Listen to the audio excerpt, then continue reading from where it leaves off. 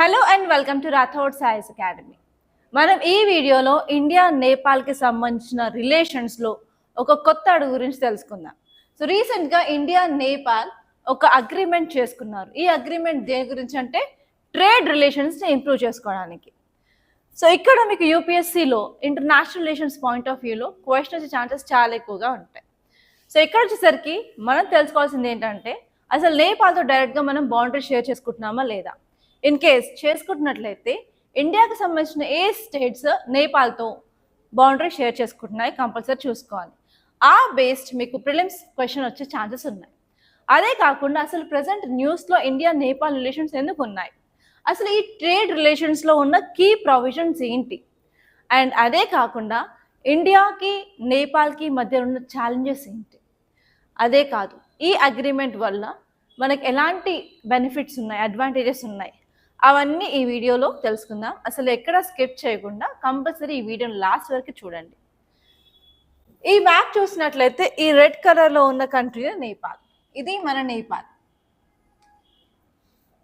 అంటే నేపాల్తో డైరెక్ట్గా మనం బౌండరీ షేర్ చేసుకుంటున్నాం. ఇండియన్ స్టేట్స్ ఏ స్టేట్స్ బౌండరీ షేర్ చేసుకుంటున్నాయంటే మనకి ఉత్తరాఖండ్, తర్వాత యూపీ, బీహార్, వెస్ట్ బెంగాల్, సిక్కిం. ఈ స్టేట్స్ అన్నీ కూడా నేపాల్తో బౌండరీ షేర్ చేసుకుంటున్నాయి అన్నమాట. ఫస్ట్ ఆఫ్ ఆల్ అసలు న్యూస్లో ఎందుకు ఉంది చూసుకున్నట్లయితే ఇండియా నేపాల్ రీసెంట్గా ట్రేడ్ కోఆపరేషన్ సంబంధించి ఒక అగ్రిమెంట్ని సైన్ చేసుకున్నారు. ఈ అగ్రిమెంట్ వచ్చేసి ఇండియా యొక్క ట్రేడ్, నేపాల్తో ఇండియా యొక్క ట్రేడ్, ఇండియాతో నేపాల్ ట్రేడ్ని బూస్ట్ చేయడమే కాకుండా కనెక్టివిటీని కూడా ఇంప్రూవ్ చేస్తాము.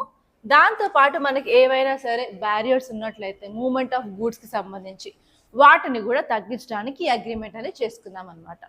ఈ అగ్రిమెంట్ మనకు చెప్పేది ఏంటంటే ఇండియా అండ్ నేపాల్కి మధ్య ఎకనామిక్ ఇంటర్ డిపెండెన్స్ ఉంది, దాన్ని ఇంకా మనం బూస్ట్ చేసుకుంటున్నామని ఈ ప్రజెంట్ ఆర్టికల్ మనకు చెప్తుంది అనమాట.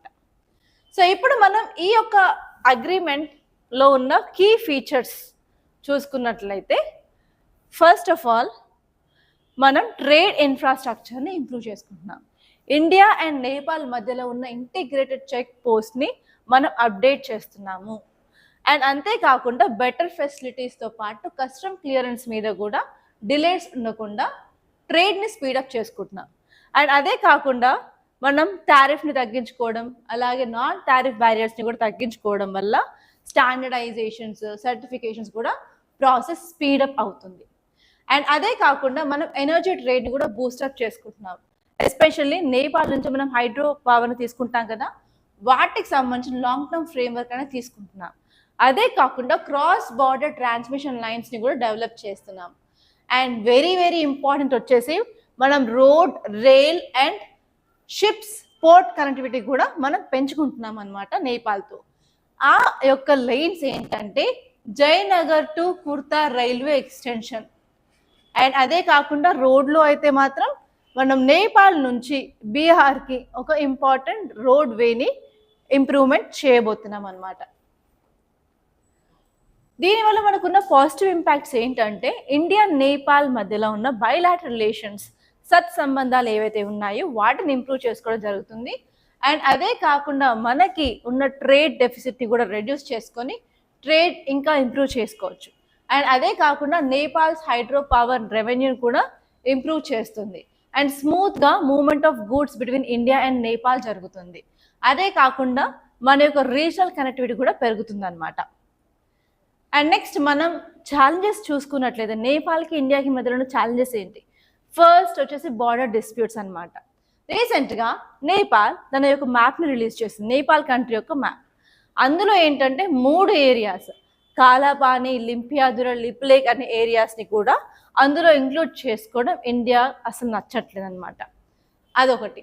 అండ్ అదే కాకుండా మనకి క్రాస్ బార్డర్లో ఎన్క్రోచ్మెంట్స్ జరుగుతున్నాయి, క్రాస్ బార్డర్లో ఇన్ఫ్రాస్ట్రక్చర్ కూడా సరిగ్గా లేదు. అండ్ నెక్స్ట్ వచ్చేసి ట్రేడ్ అండ్ ట్రాన్సిట్లో కూడా ఇంబ్యాలెన్సెస్ అయితే మనకు ఉన్నాయి. అంటే మనకేం లేదు, నేపాల్ అనేది హెవీగా ఇండియా మీద డిపెండ్ అయి ఉంది, ఎస్పెషలీ వాటి యొక్క ఎసెన్షియల్స్ కోసం. 80% ఆఫ్ ఎసెన్షియల్స్ నేపాల్ యూజ్ చేసుకునేవి ఇండియా నుంచి వెళ్తూ ఉంటాయన్నమాట.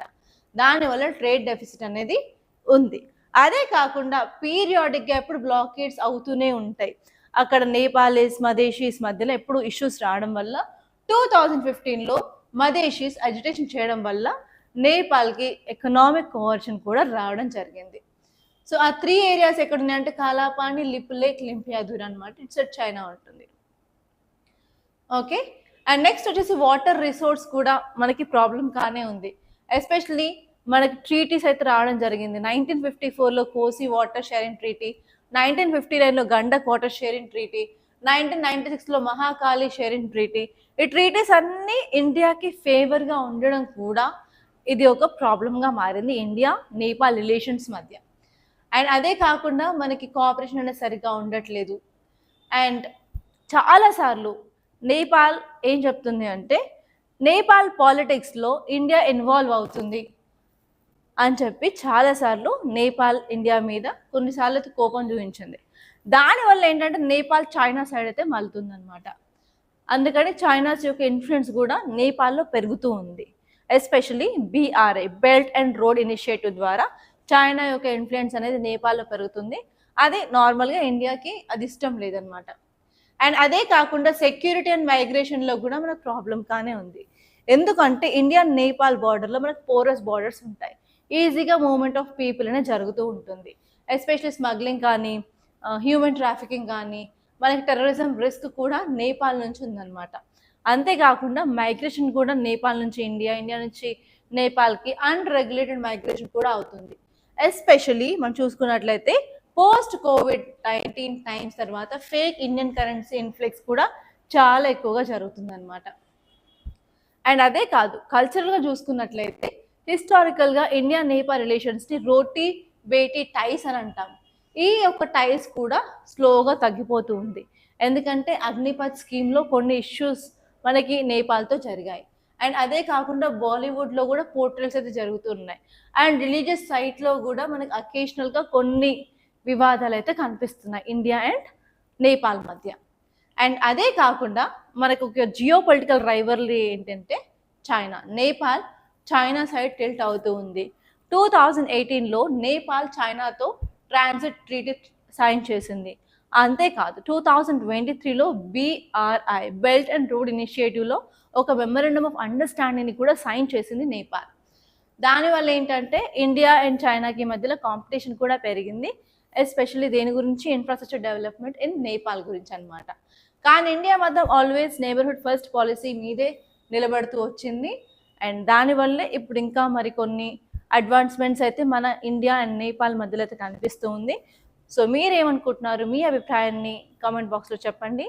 Thank you so much guys. మీకు ఈ వీడియో నచ్చినట్లయితే లైక్ చేయండి, అలాగే షేర్ చేయండి. కంపల్సరీ మన ఈ ఛానల్ని సబ్స్క్రైబ్ చేసుకోండి.